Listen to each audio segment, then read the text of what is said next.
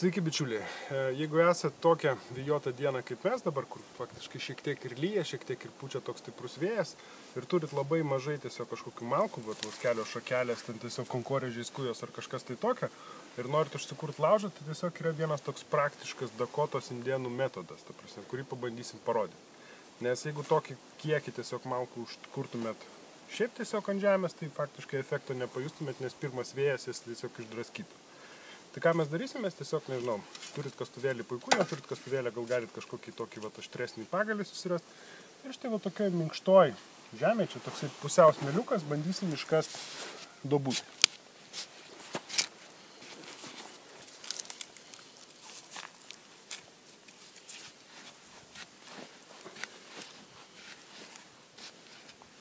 Na gerai, pagaliukų nėra pats patogiausias išsiėmimas, bandysim kastuvą. Duobutės mums reikia kokių, taip, maksimum 30 cm gylio. Jeigu ne apvalesnė būtų gražiau, bet jeigu nėra apvali, tai nieko baisaus.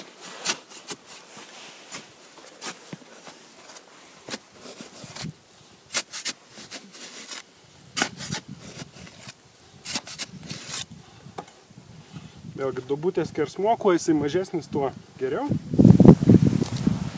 Na ką, išsikasėm vieną duobutę, tai maždaug yra apie 30 cm. Dabar kokių, taip, 1,5–2 sprindžių atstumų nuo jos, išsikasėm kitą duobutę.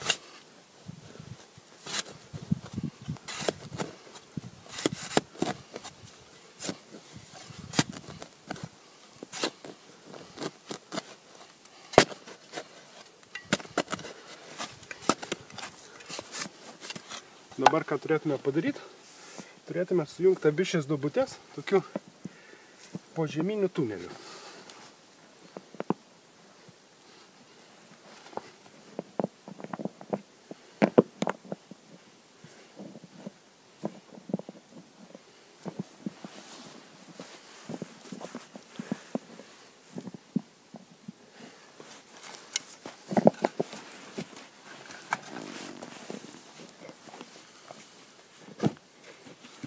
Na ką, štai prastūmiau smėlį, iškasus čia.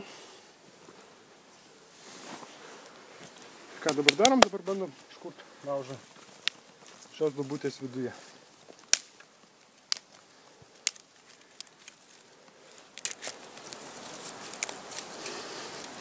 Metodas, kuriuo uždegsit ugnį, nėra šiuo atveju svarbus, tiesiog mes šiuo atveju pabandysim naudoti gliceriną ir kalio permanganatą.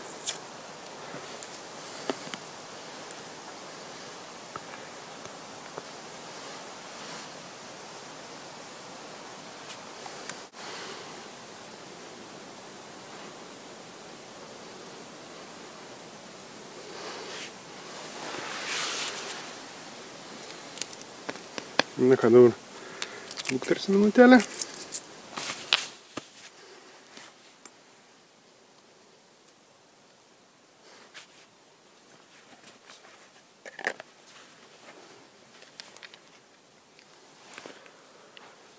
Dar šiek tiek kalio permanganato.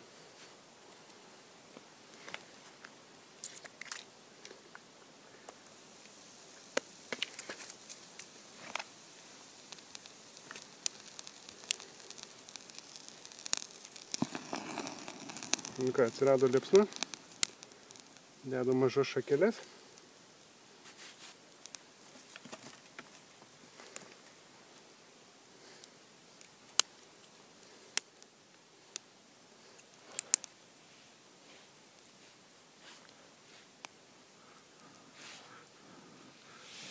Na ką, laužas puikiai dega, iš tikrųjų kaitra didelė, nes tiesiog jinai yra labai koncentruota ir ką mums buvo reikalinga šita duobutė. Šita duobutė yra oro padavimo, ta tokia, pavadinkim, anga, tas tuneliukas, kuris sujungtas. Nes jeigu vien tik iškastume duobutę ir bandytume kuriant laužą, būtų sudėtinga orui pasiekti tiesiog tą apačią pačių žarijų. O čia, tai pademonstruosiu, kaip tai veikia.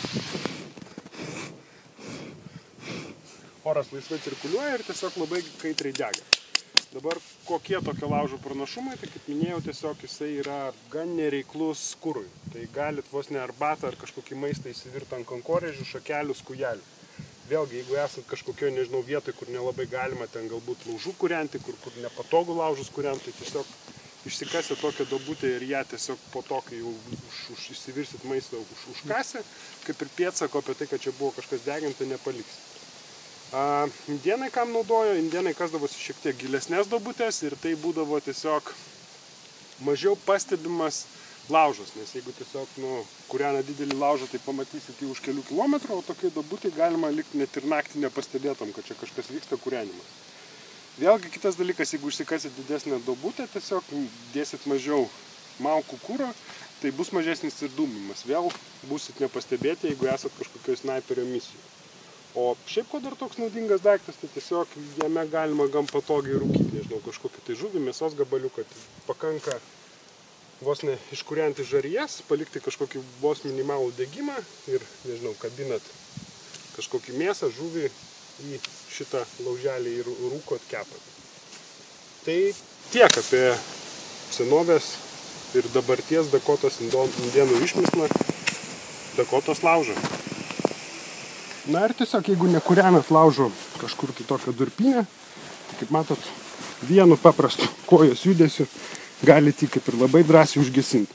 Stenkitės tokio laužo nekūrent kažkur tai ant medžių šaknų, nes tiesiog galite užkurti šaknis ir po to jau ten vos ne visą mišką sudeginti. Tai tiesiog smėliukas, kuris neturi kažkokios sąsajos su medžiais, yra labai sveikintina vieta ir sveikintina, kad tiesiog štai taip nepastebėta ir efektyviai ir greitai galite užgesinti laužą be jokių vandens nešiojimų, kasimo ir panašiai.